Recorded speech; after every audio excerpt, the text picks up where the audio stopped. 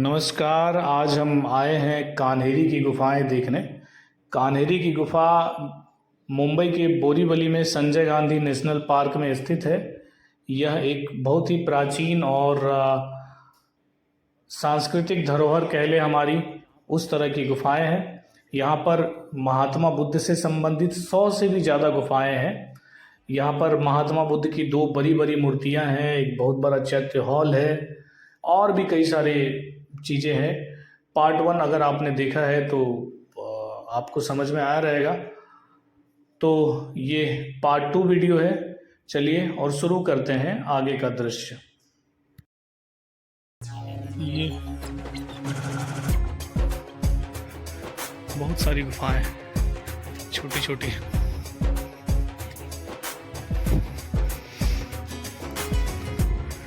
बत्तीस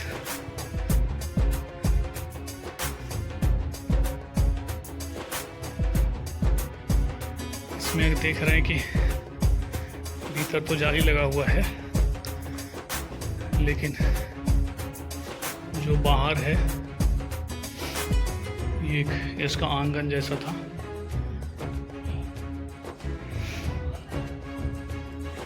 और यहाँ पर फिर वो लिपि में कुछ लिखा हुआ है, देखिए।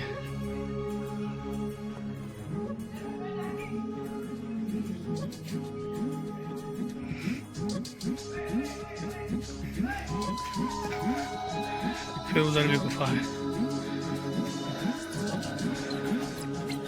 सामने गुफाएं हैं।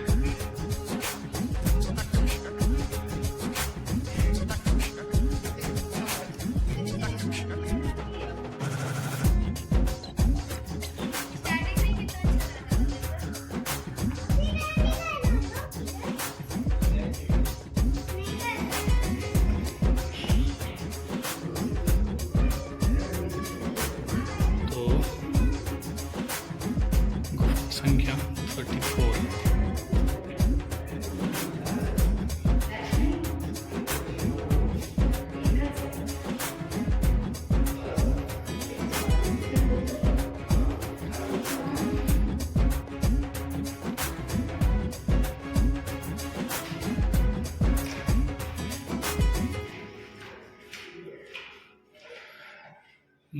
मेरी जो अपनी समझ है, मैं जहाँ भी गौतम बुद्ध की प्रतिमाएं देखता हूँ तो ये सब ध्यान मुद्रा वाला, सब योग आसन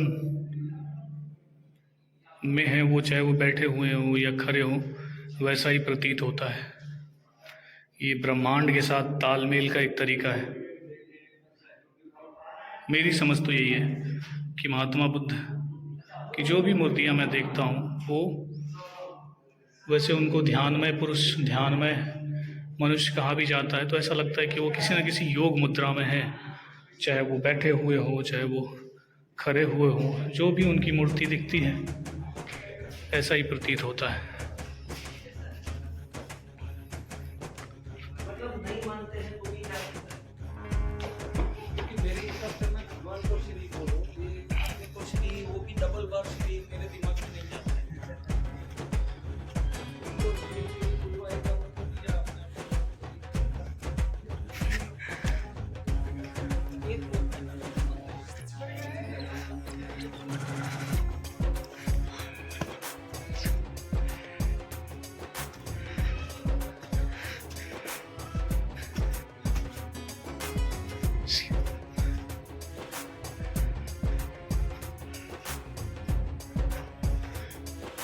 ये देख रहे हैं गुफा संख्या 35 और इसके भीतर में कुछ है नहीं।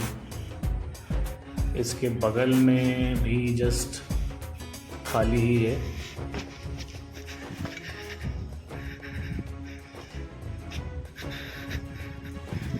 मेरा भाई भी आया हुआ है, लेकिन कहाँ खो गया वो पता नहीं। मैं अकेले देख रहा हूँ, वो किधर घूम गया है। प्यास भी लगी है मुझे, पानी उसके पास है। ये भी स्तूप है।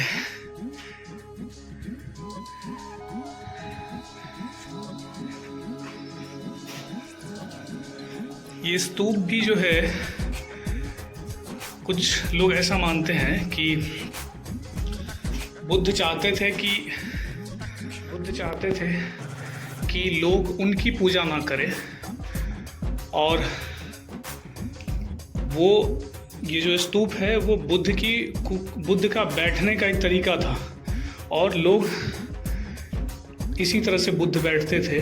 ऊपर वाला जो हिस्सा दिखाई देता है आपको, सर है, फिर गर्दन, फिर नीचे का हिस्सा, तो ये इस तरह से बनाया गया था कि भविष्य में लोग महात्मा बुद्ध के सिंबल के रूप में स्तूप को देखे, और स्तूप को देख के ही आगे भविष्य में धर्म को आगे ले जाने का या अपना ज्ञान प्राप्ति करने का, बुद्ध बनने का या आत्मज्ञान की ओर बढ़ने का साधन इस स्तूप को ही बनाए। लेकिन बौद्ध धर्म में भी अलग अलग तरह की 2-3 प्रथाएं चली, हीनयान, फिर महियान, फिर ब्रजयान। तो जो महायान है उसमें बुद्ध के मूर्ति की पूजा की जाती है, जबकि हीनयान में मूर्ति की पूजा नहीं की जाती है। अब किस तरह का क्या है मुझे नहीं पता। अभी यह है गुफा संख्या 36, फिर ये गुफा संख्या 38, फिर ये 39, तो और गुफा संख्या 41। इसमें क्या है देखा जाए।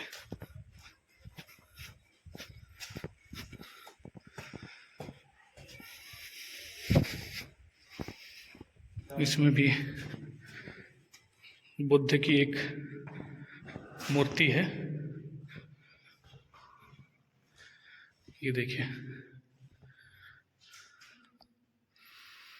तो कितना बड़ा विशाल बौद्ध मठ था ये, आज हम कल्पना ही कर सकते हैं इस बात की।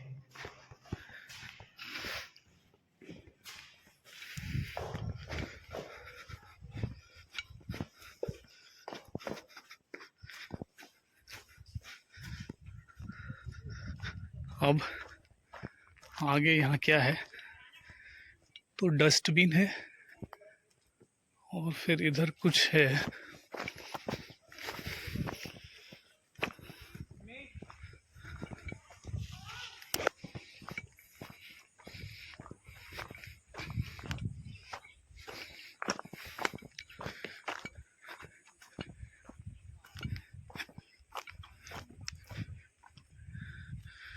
यहाँ पर फिर कुछ, ये कौन सा लिपि में लिखा हुआ है।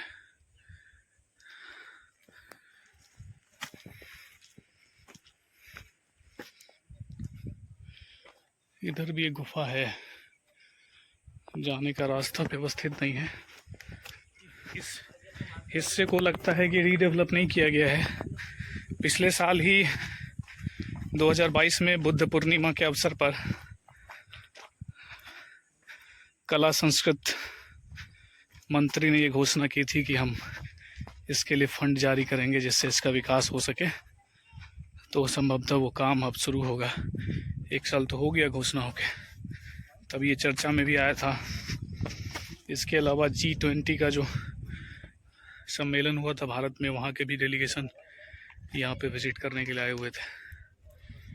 तो उम्मीद किया जा सकता है कि इसको और भी डेवलप किया जाएगा। तो अब हम चलते हैं ऊपर। मेरा भाई ऊपर है, उसको फ़ोन किया था, प्यास लगी है मुझे, उसके पास पानी है, और ऊपर व्यू पॉइंट है, वहाँ से ज़बरदस्त नज़ारा दिखता है क्योंकि वो सबसे ऊपर वाला हिस्सा है। हम चल रहे हैं तो आप देखिए। अरे वाह, लगता है आ गए क्या? और नहीं, और भी ऊपर है अभी, यहाँ से भी कम सुंदर नज़ारा नहीं है। चलते हैं, आइए। कभी भी पहाड़ के ऊपर शिखर पे होने का जो आनंद है ना, वो ज़बरदस्त होता है। देखिए, ये वहाँ जाना है हमको ऊपर। नीचे से ऊपर आने का रास्ता है ऐसे।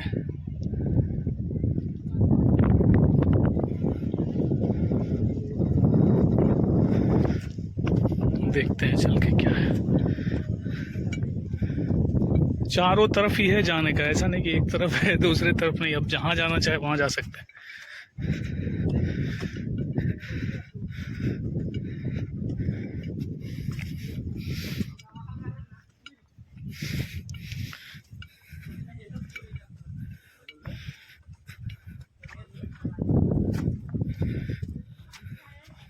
नाइन्टी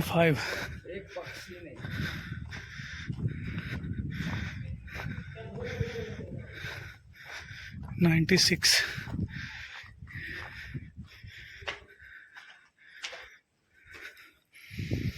देखिए खिड़की भी है, हवादार, शायद वेंटिलेशन के लिए बनाया गया होगा। छोटा छोटा कमरा है, मुझे लगता है ये आराम के लिए।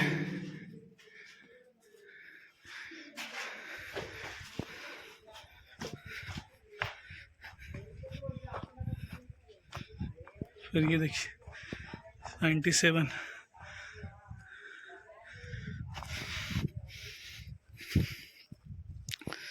98। यहाँ पे पानी,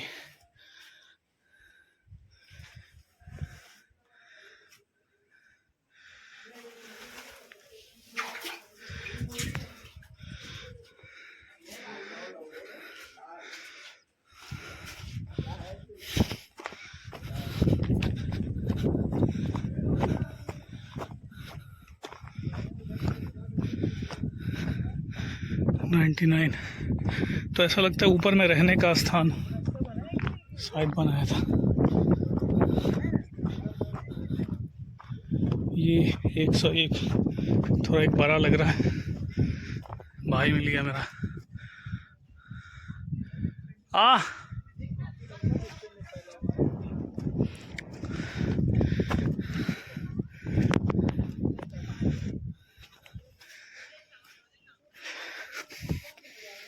गुफा संख्या 101।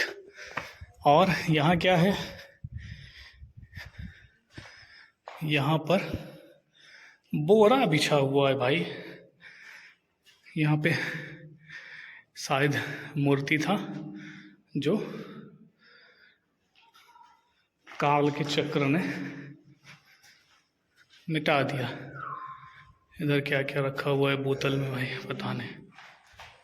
देखिए इसको हाई पॉइंट या व्यू पॉइंट कहते हैं।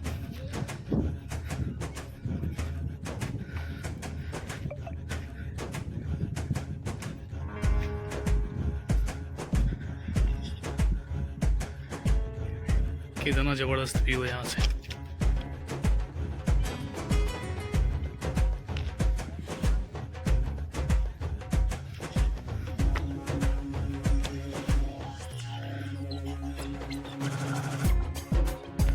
इन्हीं सुंदर नज़ारों के साथ अब हम उतरते हैं नीचे।